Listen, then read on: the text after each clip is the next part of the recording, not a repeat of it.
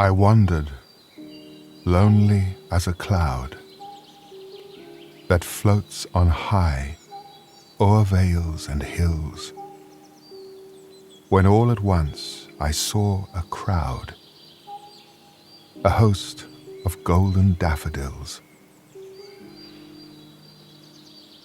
Beside the lake, beneath the trees, fluttering and dancing in the breeze, continuous as the stars that shine and twinkle on the Milky Way, they stretched in never-ending line along the margin of a bay.